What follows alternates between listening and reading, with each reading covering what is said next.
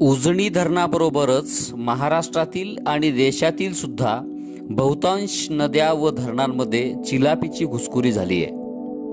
कोल्हापूर जवळ उगम पावणाऱ्या पंचगंगा नदीतही तो आहे. पंचगंगा व कृष्णा या नद्यांचा संगम कोल्हापूर जिल्ह्यात नरसोबाची वाडी इथं होतो. त्याच्याजवळ तेरवाड नावाचं गाव आहे आणि छोटासा बंधारा सुद्धा. इथले मासेमारही असाच अनुभव सांगतात. तिथलं पाणी अतिशय प्रदूषित, इतकं की दुर्गंधीमुळं परिसरात थांबणंही नको होतं. तिथं आता केवळ एकाच जातीचा मासा सापडतो, तो म्हणजे चिलापी. 15-20 वर्षांपूर्वी तिथं 17-18 जातींचे मासे मिळायचे, ते सुद्धा मोठ्या प्रमाणात. पण आता एकटा चिलापी तिथं टिकून आहे. इथल्या अतिशय घाणेरड्या पाण्यात हा मासा सापडतो, म्हणून स्थानिक मासेमारांनी त्याला नाव दिलं डुक्कर मासा. डुक्कर माशानं आपल्याकडील नद्यांचा, तलावांचा ताबा घेतला. त्याच्या साक्षीनेच आपल्या स्थानिक जाती नष्ट होत गेल्या. अगदी हजारो वर्षांपासून पाहायला मिळणाऱ्या स्थानिक माशांच्या जातींना मागं टाकून चिलापीनं त्यांची जागा घेतली. मुख्यतः गेल्या 15 ते 20 वर्षात हा बदल पाहायला मिळाला. त्याची सुरुवात आधीपासूनच झाली, पण दर्शनी स्वरूप लाभलं ते गेल्या 2 दशकांमध्ये.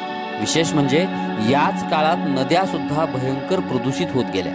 हा बदलही या डुक्कर माशाच्या पथ्यावर पडला. स्थानिक माशांना हद्दपार करणारा हा मासा आपल्याकडं आला तरी कसा, रुजला तरी कसा, याची एक अतिशय रंजक कथा आहे. ती कथा ऐकण्यासाठी आणि अशा अनेक गोष्टी जाणून घेण्यासाठी चॅनलला सबस्क्राईब करायला विसरू नका. आपल्या संदर्भात सांगायचं तर त्याची कथा आहे गेल्या 60 वर्षांच्या पूर्वीची. त्याचं मूळ नाव तिलापिया मोझाम्बिकस किंवा ओरेक्रोमिस मोझाम्बिकस या तिलापियाचा अपभ्रंश होऊन आपल्याकडं तो बनला चिलापी. भारत स्वतंत्र झाला तेव्हा चिलापी महाराष्ट्रात आणि संपूर्ण देशातही अस्तित्वात नव्हता, कारण तो मूळचा आपल्याकडचा नाहीच आहे. त्याचं मूळ स्थान आहे आफ्रिका खंडाच्या दक्षिणेकडील मोझाम्बिक, झिम्बाब्वे, स्वाझीलँड, बोत्स्वाना या देशांमधलं. परिसराशी उत्तम प्रकारे कसं जुळवून घ्यावं हे शिकावं याच माशांकडून. अतिशय खडतर परिस्थितीतही तो तग धरू शकतो. त्यामुळं एकदा का तो एखाद्या नदीत किंवा जलाशयात शिरला की त्याला तिथून हटविणं मुश्किलच, अगदी चिवट तणाप्रमाणे. त्याला कारणही तसंच आहे. उत्क्रांत होत असताना या माशाला काही भन्नाट गुणधर्म लाभले आहेत. तो गोड्या पाण्यात राहू शकतो, तसाच मचूळ आणि अगदी खाऱ्या पाण्यात सुद्धा. इतकंच नाही तर तो बऱ्यापैकी आम्लयुक्त आणि अल्कलीयुक्त पाण्यातही जगू शकतो. प्रदूषणाचंही त्याला वावडं नसतं. पाण्याचं जैविक प्रदूषण असू द्या नाहीतर रासायनिक असू द्या, त्यातूनही तो मार्ग काढतो. पाण्यात विरघळलेल्या ऑक्सिजनचं प्रमाण कमी झालं की मासे व इतर जलचर तिथून पळ काढतात. ते शक्य नसेल तर ते मरतात. चिलापी मात्र ही स्थिती पचवून टिकून राहतो. त्याला खाण्याचंही काही वावडं नसतं. या बाबतीत तो सर्वहारी उंदराचाच भाऊ आहे. मुख्यतः पाण्यातील शेवाळ खातोच, पण गरज पडली तर पाण वनस्पती व अगदी इतर माशांची अंडी सुद्धा मटकावतो. याच्या पलीकडेही त्याची काही वैशिष्ट्ये आहेत. ती त्याच्या पथ्यावर पडतात आणि इतर माशांना त्रासदायक ठरतात. याची उत्पादन क्षमता इतकी अफाट आहे. काही अभ्यासांमध्ये असे दिसून आलंय की एका तळ्यात या माशाची बोटा एवढ्या आकाराची 12-14 जर पिल्लं सोडली तर 1 ते 1.5 महिन्यात त्यांची संख्या 3000 बनलेली होती, तर 2.5 महिन्यांमध्ये ती 14,000 बनली होती. म्हणजे तळ्यात एकदा माशाचं बीज सोडलं की पुन्हा टाकायची अजिबातच गरज नसते. त्याची संख्या वाढली की अर्थातच इतर माशांच्या संख्येवर विपरीत परिणाम होतोच.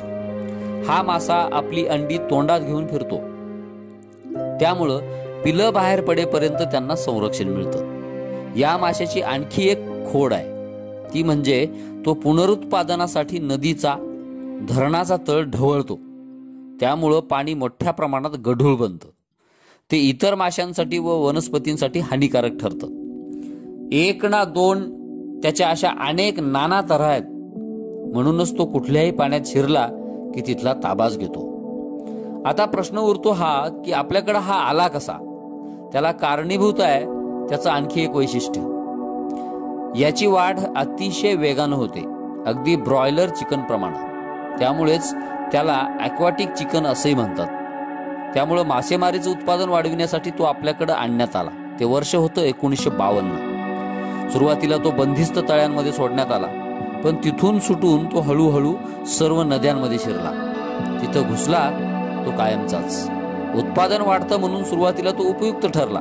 त्याचा हा फायदा आजही आहे, पण त्याचे दुष्परिणाम आता चांगलेच जाणू लागलेत. त्याच्यामुळं इतर माशांना हद्दपार व्हावं लागतं. परिणामी पाण्यातील जैवविविधता नष्ट होत गेली. महाराष्ट्राप्रमाणेच इतर राज्यांमध्येही, तसेच श्रीलंका, ऑस्ट्रेलिया यासारख्या देशातही याची उदाहरणं आहेत. त्यांच्यामुळे स्थानिक मासे संपले. आफ्रिका खंडाच्या दक्षिण कोपऱ्यात वावरणारा हा मासा आता जगभरातील 90 पेक्षा अधिक देशांमध्ये पसरलाय. तिथं स्थिरावलाही आहे. तेच महाराष्ट्रातही पाहायला मिळतंय. अहो, विविधता तर गेलीच, स्थानिक जाती सुद्धा नष्ट झाल्या आणि वाढला तो हा डुक्कर मासा म्हणजेच चिलापी. उजनी धरणाचंच उदाहरण जर द्यायचं तर तिथून नष्ट झालेल्या आहेर, खदरी या जातींप्रमाणेच झिंगे, मरळ, वाम या जाती सुद्धा अपवादानच आता पाहायला मिळतात. तिकडं पंचगंगा नदीतली बोंब तीच आहे.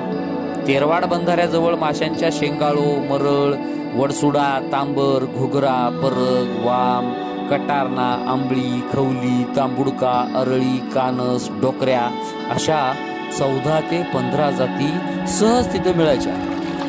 पण आता त्यापैकी एकही मासा दिसला तर नवल वाटतं. चिलापी वाढण्यास नद्यांचं प्रदूषणही कारणीभूत आहेच आहे. प्रदूषित पाण्यामुळं स्थानिक मासे आधीच टिकून राहण्यासाठी त्यांची धडपड होते. याशिवाय मासेमारीत जास्तीत जास्त उत्पादन मिळविण्यासाठीची बेशिस्त त्रासदायक ठरलीच होती. त्यात भर म्हणजे चिलापी. त्याच्यामुळे त्यांच्या अस्तित्वासाठी स्पर्धा निर्माण झाली. स्थानिक मासे ही स्पर्धा हरले. चिलापीचा माणसावरही अप्रत्यक्ष परिणाम होतोच आहे. माशांच्या इतर जाती नष्ट झाल्या. त्याचा मासेमारांच्या उत्पन्नावर विपरीत परिणाम झाला. हा मासा प्रदूषित पाण्यात वाढतो. त्याचा त्रास हा मासा खाणाऱ्यालाही होतो, कारण हा मासा प्रदूषित पाण्यात टिकतो. म्हणजेच प्रदूषित घटक त्याच्या शरीरात गेले तरी त्याला काहीच होत नाही. वा, मासा असावा तर असा.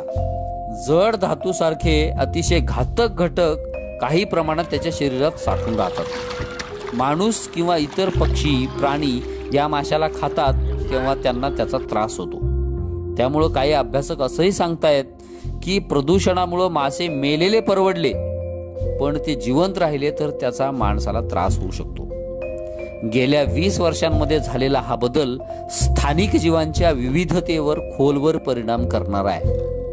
त्यातून शिकण्यासारखं बरंच आहे. एखाद्या प्रदेशात कोणत्याही प्राण्याची नवी जात आणताना त्याच्या परिणामांचा पूर्ण अभ्यास झालेला नसेल तर काय होऊ शकतं याचं हे उत्तम उदाहरण. चिलापी म्हणजेच हा डुक्कर मासा आणला उत्पादन वाढविण्यासाठी, पण त्याच्यामुळं भलतंच घडलं. गाजर, गवत, घाणेरी यासारख्या तणांच्या रूपानं जमिनीवर हे घडलंच आहे. आता पाण्यातही चिलापीच्या रूपानं तण वाढतंय. त्यामुळं असा खेळ अतिशय काळजीपूर्वक खेळावा लागतो, नाहीतर उपायापेक्षा इलाज भयंकर ठरतो. तेच चिलापी उर्फ डुक्कर माशानं आपल्याला दाखवून दिलंय.